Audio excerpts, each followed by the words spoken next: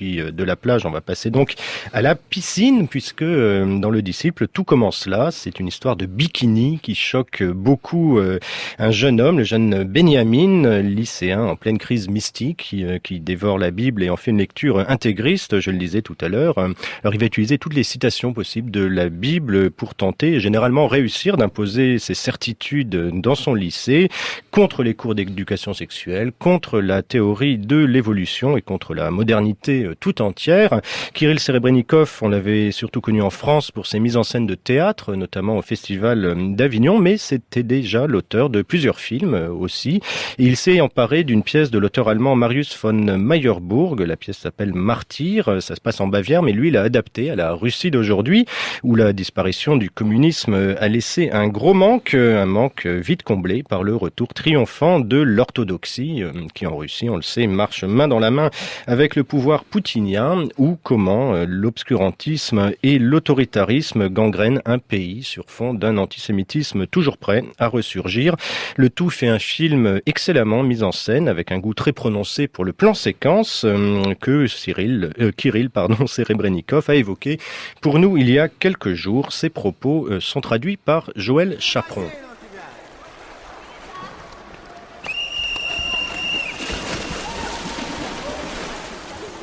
Kirill Serebrennikov, on vous connaît beaucoup en France pour votre théâtre, notamment les pièces qui ont été présentées au Festival d'Avignon, Les Idiots, Les âmes mortes. On se rend compte que Le Disciple, c'est votre 4e long métrage, que vous avez aussi réalisé beaucoup de documentaires pour la télévision. D'où ma première question, est-ce que vous êtes un cinéaste qui a fait du théâtre, un homme de théâtre qui fait des films, ou est-ce que cette question est complètement idiote? Я бы не хотел вас обижать и говорить, что это вопрос дурацкий, потому что... Je ne voudrais pas évidemment vous vexer, d'autant plus que je ne trouve votre question pas idiote du tout. Vous avez bien le droit de vous poser cette question-là. Effectivement, je suis aussi un homme de théâtre, mais je vais vous dire autre chose. Je monte des opéras aussi, et depuis l'an dernier, je monte même des ballets. J'en suis à mon 2e ballet que j'ai monté au Bolchoï sur la vie de Rudolf Nureyev. Disons que je suis plutôt quelqu'un de curieux qui est prêt à de nouvelles aventures, et je tente de m'essayer en fait, dans pas mal de domaines. Это такой способ высказывания, на самом деле, делать театр, делать кино. Мне кажется, сегодня довольно... Pour moi, c'est véritablement un mode d'expression, parce que je pense que le cinéma, le théâtre, ce sont plutôt des moyens d'expression plutôt archaïques, avec des médias que je qualifierais des médias intimes, qui sont d'un rapport qui va de personne à personne, et non pas du créateur à des millions de personnes, comme avec les blockbusters, par exemple. Или шоу-бизнес. Ou le show business. Et donc pour moi, ce n'est pas tant le théâtre en soi ou le cinéma en soi, c'est plus la possibilité de parler directement à quelqu'un, avec vous par exemple. C'est sans doute aussi pour dépasser un certain nombre d'obstacles, parce que je suis quelqu'un de relativement timide et j'ai du mal à aller vers les autres. Alors, il se trouve que les relations entre théâtre et cinéma ont pris un tour nouveau ces dernières années. En France, la Comédie Française adapte Les Damnés de Visconti au théâtre. Il va y avoir bientôt La Règle du jeu. Et vous-même, vous avez œuvré dans cette direction-là avec le Centre Gogol que vous dirigez depuis 2012, il me semble. Vous avez fait adapter Rocco et ses frères de Visconti, la pièce de Fassbinder. Tous les autres s'appellent Ali. Vous-même, vous avez donc adapté Les Idiots de Lars von Trier. Qu'est-ce que le cinéma apporte au théâtre ? Во-первых, это действительно какой-то очень важный, мне кажется. Je pense que c'est une tendance en fait mondiale, parce que l'adaptation est quelque chose qui est aujourd'hui très commun. Il y a beaucoup de gens qui s'y intéressent. Потому что, ну, как бы точно мы можем сказать, что... Il y a une chose, en tout cas, dont je suis absolument sûr et qu'on peut dire à propos de tous ces grands maîtres que vous avez cités dans le cinéma, c'est que toutes ces histoires sont des histoires absolument formidables, avec des dialogues exceptionnels, et justement le théâtre a besoin d'histoires comme ceci, a besoin de se retourner vers des histoires comme celle-ci. Ну и, кстати, больше 100 лет кино пользуется. En fait, vous savez, depuis plus de 100 ans, le cinéma se sert du théâtre. Il est peut-être temps justement aujourd'hui que le théâtre se serve du cinéma et d'une espèce de retour à l'envoyeur. Alors, avant qu'on parle du disciple, on avait entendu parler de vous il y a quelque temps à propos d'un autre projet de film, un film sur le compositeur Tchaïkovski, film que vous n'avez pas pu tourner à cause de vos démêlés avec le ministère de la Culture de monsieur Medinsky. Est-ce que vous pouvez nous rappeler assez rapidement qu'est-ce qui s'est passé, pourquoi vous n'avez pas fait ce film sur Tchaïkovski? История с Чайковским – это, конечно, удивительная вещь. En fait, c'est une histoire vraiment stupéfiante parce qu'il n'y avait pas encore une seule image qui avait été tournée, mais le monde entier était déjà au courant de cette histoire. Я иногда думаю, что, может быть, уже и не надо снимать. Et donc, je finis par me demander d'ailleurs s'il faut que je le tourne, ce film, parce qu'il y a un tel niveau d'attente que je me demande si je serai à la hauteur de ce niveau-là. Но это такой мой незакрытый гештальт. Il y a une scène en fait que je compte tourner relativement bientôt avec des amis qui se déroule sur une journée. C'est une histoire assez peu connue. En fait, il se trouve qu'il y a un enregistrement de la voix de Tchaïkovski qui a traversé les années, un enregistrement sur un appareil d'enregistrement à cire d'Edison. Et je vais tourner la scène qui montre comment Tchaïkovski a enregistré sa voix sur cet appareil. Pour ce qui concerne le ministère de la Culture, c'était vraiment pour moi une première fois parce que j'ai enfin compris ce qui se passait dans ce bâtiment, dans cet établissement du ministère de la Culture. J'allais employer le mot schizophrénie, finalement je préfère pas, mais en tout cas il y a quelque chose qui ne va pas dans la tête des gens qui sont là-bas. Et Monsieur Medinsky, donc le ministre de la Culture, quand il m'a accueilli dans son bureau, il était assis en face de moi. Au moment où j'allais entrer, il n'a pas dit bonjour du tout. La première phrase, sans avoir dit bonjour, qu'il ait dite, c'est « On sait tout à fait de manière formelle que Tchaïkovski n'était pas gay ». C'est la première phrase qu'il a dite sans même me dire bonjour. Je voyais à quel point c'était quelque chose qui le préoccupait et pour lui ça a été insupportable. Il devait absolument le dire. Moi évidemment je suis resté comme de rond de flanc parce que je m'attendais pas à ce retournement de situation parce que je comptais de toute façon pas faire un film sur la vie sexuelle de Tchaïkovski. Mais aujourd'hui quand on parle de Tchaïkovski, de toute façon on revient toujours sur cette question de sa vie au lit, de savoir s'il était gay ou pas, parce que pour le pouvoir aujourd'hui, il n'est pas possible qu'un grand compositeur russe puisse ou ait pu être gay. Опустошена будет Самария, потому что восстала против Бога своего. От меча падут они, младенцы их будут разбиты, и беременные их будут рассечены. Отлично.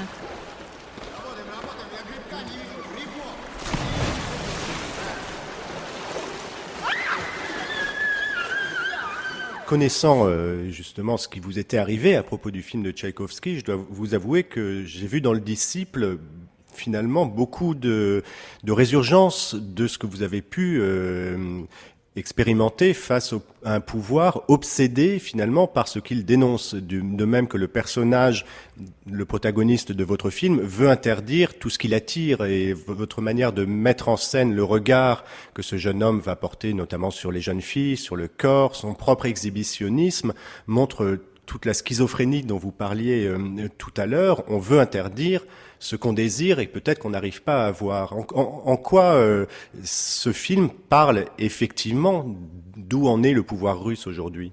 Вы, на самом деле, очень точно определили какие-то важные вещи. Je pense que vous avez défini de manière très précise ce qu'est peut-être ce film, parce qu'on me dit souvent que c'est un film sur la religion, sur l'influence qu'a la religion sur la société. Ça m'est difficile, évidemment, d'interpréter moi-même mon propre film. Je pense que votre sentiment, vos sensations sont exactes. Pour moi, c'est effectivement plus un film sur la peur des gens qui entourent ce héros, qui est, comme vous l'avez dit, provocateur. Et c'est surtout sur les gens qui, in fine, se laissent avoir par le héros et se laissent avoir par la peur engendrée par ce que dit le héros. Ну, как вот, допустим, в пьесе Камю «Калигула» мне всегда интересовал не Калигула, про него, в общем-то, все понятно. C'est comme la pièce d'Albert Camus, Caligula. En fait, ce n'est pas tant Caligula qui m'intéresse, mais ce qui m'intéresse, c'est ce qui se passe autour de Caligula, avec les autres personnages, avec les autres héros, qui justement changent sous son influence. Or, d'habitude, quand Caligula est monté, c'est l'inverse qui se passe. C'est-à-dire qu'on prend un acteur connu pour jouer Caligula et les autres ne sont là que pour entourer ce héros. Pour moi, c'est un vrai processus inverse parce que, justement, c'est sous l'influence de Caligula que les autres personnages vont avoir une nouvelle énergie et qu'ils vont devoir changer, j'allais dire même moléculairement parlant, ce qu'ils sont pour s'adapter à ce qui se passe et pour s'adapter aux circonstances qui leur sont extérieures. C'est un processus assez proche du film de Pasolini, Théorème, hein, où l'ange, c'est l'ange révélateur, effectivement, de tous les conflits de la famille, sauf que cet ange Théorème, c'est plutôt Tartuffe, mais un Tartuffe jeune, séduisant, très beau. Il était important pour vous que ce personnage ait ce charisme, même pour le spectateur, qui puisse se prendre de passion pour ce qu'il dégage à l'écran? Я думаю, вы очень правильно, так сказать, вспомнили всех этих персонажей, которые являются. Je pense que vous avez trouvé les personnages exacts qui sont des personnages apparentés au héros du disciple. Dans ce que vous avez cité, on peut parler d'une famille et puis d'une autre famille. Dans le disciple, c'est la famille d'un côté et l'école de l'autre, avec ces gens qui, selon moi, deviennent totalement fous. Le problème, c'est qu'aujourd'hui, quand on a des jeunes qui arrivent comme ça et qui dégagent une énergie, pour moi, c'est une énergie que je qualifierais d'énergie de barbare, parce que ces jeunes viennent comme porteurs de connaissances, comme porteurs de sens. Là, en l'occurrence, c'est sur la religion, mais ils peuvent venir comme porteurs de sens, affirmer quelque chose qui va vous pousser à changer votre vision du monde. Or, nous savons que ce sont des barbares, mais en revanche, on a peur d'eux parce qu'ils dégagent une certaine et une telle nouvelle énergie qu'on la croit convaincante. On se dit, le monde d'aujourd'hui est comme ça. Alors qu'en fait, il suffirait de leur donner une bonne claque une fois pour toutes et qu'ils arrêtent d'embêter les gens. Но мы с вами немножко романтики, потому что во всех этих фильмах, в том числе и в моем... Mais je pense que vous et moi, nous sommes des romantiques et tous les films que vous avez cités sont là pour l'attester. On a l'impression en fait que des gens comme le héros du disciple sont rares, mais que nous sommes nombreux, alors qu'en fait, il est loin d'être seul. Ils sont des foules entières, ces gens-là. Et simplement, nous, on est de l'autre côté. Ce que vous décrivez aussi dans ce film, c'est un processus de contamination. On est presque dans un film de David Cronenberg pour ça. C'est comment le fanatisme se répand à partir de cet homme, de ce jeune homme très charismatique. Et vous en donnez une traduction à l'image que je trouve très belle. C'est que toutes ces citations venues de la Bible, vous les sourcez à l'écran. Vous dites de quel verset, quel livre de la Bible ça vient, mais ça pourrait être un sous-titre. Et vous l'intégrez à l'image comme si elle était présente véritablement comme une sorte de germe contaminant effectivement l'ensemble de la société. C'est comme ça que vous avez conçu ces incrustations des citations à l'image? Мне было на самом деле очень важно, чтобы это было в картинке, чтобы были какие-то доказательства. Pour moi, c'était très important qu'on voit à l'image la source de la citation. Je voulais prouver que rien n'avait été inventé par nous, que tout était issu de la Bible, que toutes ces citations étaient contradictoires et qu'elles pouvaient donc être utilisées n'importe comment, et notamment à mauvais escient. Dans la pièce de von Marienburg, toutes les citations étaient rejetées à la fin. Moi, je voulais que le spectateur, au fur et à mesure qu'il avance, voit la source de la citation. Ce qui m'intéressait, c'était que le spectateur, au début, bien évidemment, est d'accord avec les citations, les premières citations de la Bible, parce que il faut savoir aussi que chez les croyants, notamment en Russie, tout ce qui est issu de la Bible est forcément quelque chose qui porte vers le bien, vers le bon. Un croyant ne peut pas être mauvais. Or, plus on avance dans le film, plus les citations de la Bible deviennent de plus en plus difficiles, de plus en plus rudes. Et je pense que à ce moment-là, le film véritablement fonctionne pour éloigner des stéréotypes classiques qu'ont les gens vis-à-vis de ce livre qu'est la Bible, où il ne pourrait y avoir que du bien, que les gens qui sont croyants donc ne font que le bien, que ça repousse forcément le mal, etc. Le film est sorti en Russie récemment. Est-ce que le public, si vous avez discuté avec lui, suit ce parcours-là? Parce que le risque aussi, c'est que plus ça avance, plus le public peut être complètement d'accord finalement avec ce personnage, puisque c'est dans la Bible et ne capte pas la monstruosité même de certains passages extrêmement contradictoires de la Bible, à qui on peut faire, comme pour tous les textes sacrés, dire ce qu'on veut. Вы знаете, кино вечно вот ходит всегда на грани. Снимешь фильм про Бонни и Клайда. Vous savez, le cinéma est toujours à la limite, à la lisière. Quand on fait Bonnie and Clyde, il y a bien forcément des gens qui doivent se dire « c'est une idée formidable quand même, je vais prendre un pistolet et je vais aller braquer une banque ». Quand on fait Le Parrain, on se dit « ah quand même, il est bien ». Et puis avec Marlon Brando, il est beau, il y a une belle image de la mafia, c'est assez grandiose cette image-là. Donc je pense qu'il y a toujours un risque effectivement que le spectateur ne te suive pas, ne te comprenne pas, mais je vais dire que c'est plutôt un autre diagnostic que le mien. Vous savez, pour moi, le cinéma est un miroir. Je réfute l'idée que le cinéma soit comme une affirmation, quelque chose de messianique. Je ne crois pas que l'artiste ait une mission disant « moi je pense que si ma création va vous pousser à penser cela ». Je ne suis pas d'accord avec ça. Pour moi, le cinéma est effectivement un miroir et j'ai envie que l'amalgame que je crée renvoie le spectateur à lui-même et qu'il se voit lui-même. Et je pense que ce film peut être revu dans un certain temps, qu'il sera peut-être interprété différemment. Ça va dépendre aussi de ce que nous serons devenus.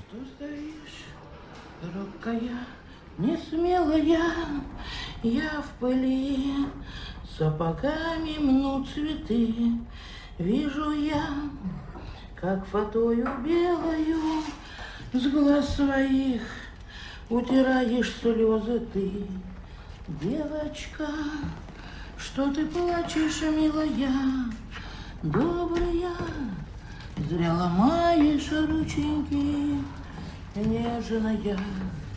Разве ты не видела никогда на руках наручники?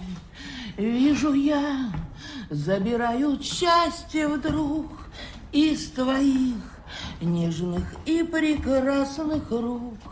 Вижу я, вся трепещешь и дрожишь, а конвой отвернулся и молчит. Девочка, что ты плачешь, милая, добрая, зря ломаешь рученьки, нежная. Разве ты не видела никогда? Votre cinéma n'est pas un cinéma de certitude et moi j'aime beaucoup la manière dont vous dessinez les personnages dans votre film qui sont tous très ambigus, complexes, même des personnages qu'on pourrait aisément condamner comme la directrice de cette école à ces moments de rire, après avoir condamné, on n'en dira pas trop sur le film, mais condamné une méthode d'enseignement de la sexualité aux lycéens. Une fois qu'elle sera hors représentation de son rôle de directrice, elle va avoir son rire aussi et son humanité qui va passer dedans. Vous êtes très attentif à ça, il me semble. Но мне кажется, это очень важно, чтобы не было. Pour moi, je pense qu'il est important justement de se débarrasser de ces stéréotypes de héros. Je dirais presque que c'est une espèce d'héritage de Stanislavski, c'est-à-dire que si tu veux montrer quelqu'un de mauvais, va chercher en lui ce qu'il y a de bon. Je pense qu'il faut, en tout cas, c'est ce que moi je fais. Je m'écarte des schémas classiques qu'on trouve généralement dans du cinéma populaire où on vous montre quelqu'un qui est bon, par exemple il est en blanc, et quelqu'un qui est mauvais sera en noir, et les gens n'ont pas à se poser de questions, les gens n'ont pas à savoir, à creuser quoi que ce soit. On vous montre quelque chose et vous savez qui est bien et qui est mauvais. По-моему, это какой-то ужас, когда русский режиссер цитирует Станиславского. Pour moi, c'est vraiment tout ce qu'il y a de plus horrible quand un metteur en scène se met à citer Stanislavski. Il manquerait plus qu'on se mette à citer Tchekhov. Pour moi, il y aurait, c'est une espèce de ligne permanente de clichés. Il me semble que votre utilisation du plan séquence dans le film joue sur la même logique qui permet dans le même plan de montrer des faces presque contradictoires d'un personnage. Je pense notamment à la mère de ce jeune homme. Alors dans le dossier de presse par humour ou par fausse modestie, vous dites que c'est par fainéantise que vous faites des plans séquences parce que vous n'aimez pas les champs contre champs, mais que permet pour vous le plan séquence et la durée d'une action filmée en continu? Ну, на самом деле, это вот мое ощущение кино. Mon sentiment, si vous voulez, sur les cinémas est qu'ils s'inscrivent dans le temps. Comme vous le disiez, j'ai fait des documentaires et pour moi, l'authenticité naît dans le documentaire, justement dans ces plans séquences, dans ces plans qui sont très longs. Je me souviens qu'on allumait la caméra, il commençait à se passer des choses et plus le plan était long, plus il se passait de choses dans le champ. Donc sans doute que je suis sous cette influence du cinéma documentaire parce que plus c'était long, plus c'était intéressant. Avec ce qu'on a appelé l'effet Kuleshov, qui est quand même quelque chose d'exceptionnel et c'est quelque chose de très important, on est quand même dans la tromperie, on est dans le mensonge. Donc moi j'ai plutôt envie d'aller vers un autre mensonge, une autre tromperie. И поэтому для меня это вот такая... Et donc pour moi, effectivement, comme je le disais, le cinéma s'inscrit dans le temps. Le spectateur doit sentir la durée d'une action, d'une pause, d'une scène, d'une inaction. On doit sentir ce temps-là et on l'a dans le plan séquence. Vous aggravez votre cas, Kirill Serebrennikov, après avoir cité Stanislavski, vous citez Kuleshov. Moi, je vais vous citer un troisième nom, Piotr Pavlensky, l'actionniste russe qui a été emprisonné dans un hôpital psychiatrique, notamment pour avoir mis le feu dans une performance aux porte du FSB, des services secrets russes, et qui auparavant, dans une de ses performances, s'était cloué la peau des testicules sur la place rouge. Et j'ai beaucoup pensé, je ne dirai pas la fin de votre film, mais j'ai beaucoup pensé à ça dans la dernière scène de votre film, qui est un appel à la résistance, à rester sur place pour continuer à se battre. Est-ce que vous aviez ça en tête également en tournant ce dernier plan? Ну, я могу сказать, что вообще Павленский для меня... Pour moi, Pavlensky est quelqu'un de tout à fait exceptionnel. C'est une personne exceptionnelle, c'est un artiste exceptionnel, c'est une personnalité exceptionnelle qui restera dans l'histoire de l'art, qui restera dans l'histoire de l'art russe. Et c'est pas seulement du respect que j'éprouve pour lui, c'est vraiment quelqu'un que j'admire. Tout ce qu'il fait, ce sont des actions, ce sont des performances très fortes qui impressionnent. Lorsque, à la toute fin du film, la prof de biologie cloue ses tennis pour ne pas être virée de l'école, c'est plus une espèce de geste de désespoir, je vais dire, de l'ordre du sentimental. C'est quelque chose, c'est un geste plus touchant.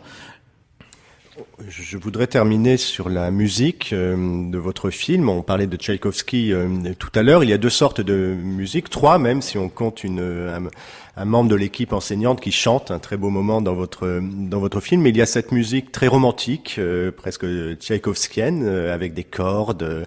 Et puis vous terminez sur cette chanson de Laibach, ce groupe slovène, God is God. C'est amusant d'ailleurs car le Corneliu Porumboiu a utilisé aussi Laibach récemment dans son film Le Trésor. Lui c'est Life is Life, vous c'est God is God. Est-ce que vous pouvez nous parler de la couleur musicale de votre film? Музыку к фильму оригинальную написал Илья Демуцкий, композитор, с которым мы очень много работаем. La musique originale du film a été écrite par Ilya Demoutsky. C'est quelqu'un avec lequel j'ai beaucoup travaillé déjà. C'est lui qui a écrit la musique pour le ballet que j'ai fait sur Nureyev. C'est lui qui a écrit la musique sur un autre spectacle, Un héros de notre temps, et sur plusieurs spectacles. En fait, quand on a tourné le film, j'ai filmé la scène où Veniamin se avance avec les écouteurs. Et c'est après que le cauchemar a commencé. Parce que j'arrivais pas à savoir ce que j'allais mettre comme musique dans ces écouteurs. Et donc je cherche, comme à chaque fois dans mes films d'ailleurs, une espèce de moment mystique qui va être un moment déclencheur. Jamais je ne monte en fonction de la musique, je fais le contraire. Donc une fois que le film est monté, je cherche des musiques, je me dis ça va pas, ça va pas, ça va pas. Et puis je me suis souvenu d'un groupe que j'écoutais moi quand j'étais jeune, Laibach justement, qui aujourd'hui même en Russie est considéré comme sur une blacklist des groupes extrémistes. Et la première chanson que j'ai réécoutée, c'était justement God is God. Et là, je me suis dit, c'est exactement ça. Et on a l'impression que j'ai monté le film en fonction de la musique, alors que pas du tout. Et c'est justement cette musique qui est totalement en adéquation avec le film, et elle vient réunir l'ensemble de l'espace. Elle est en adéquation avec le film parce qu'elle pourrait définir votre héros, c'est-à-dire une tautologie, Dieu est Dieu. Il n'y a plus rien à dire à partir de là, mais avec un fond de barbarie qui habite ce personnage si beau, si charmant et si séduisant. Да, это на самом деле так, и здесь в этом и сложность была. C'est exactement ça. Moi, je ne voulais pas d'une musique qui puisse être entre guillemets intellectualisée. Je voulais quelque chose qui soit issu d'une énergie totalement animale. Et c'était pas simple à trouver parce que très souvent les gens vont mettre un sens dans la musique, alors que moi je voulais que ce soit quelque chose qui vienne de là, pour pas dire du bas-ventre. Et la musique de Laibar justement vient en totale adéquation avec ça. Я вообще очень люблю хип-хоп, я люблю вот такой. Moi j'aime beaucoup le hip-hop, j'aime beaucoup le gangsta rap, j'aime tout ce qui vient de cette force animale, on va dire des gros durs, brutaux, qui se promènent avec un couteau dans la poche par exemple. Je ne sais pas d'où ça me vient, mais ça doit être effectivement quelque chose que j'ai en moi. Я был на Кубе и услышал там какую-то музыку. Un jour où j'étais à Cuba, j'ai entendu une musique en me disant mais qui a écrit ça, et in fine, évidemment, je ne me suis pas trompé, c'était des gens qui étaient en prison, ils étaient en prison parce qu'ils avaient appelé à se révolter contre Castro, et la chanson c'était Amacheto, qui veut dire prenons les armes, et j'étais sûr de moi, je ne me suis pas trompé, c'était exactement ça. Merci beaucoup. Merci à vous.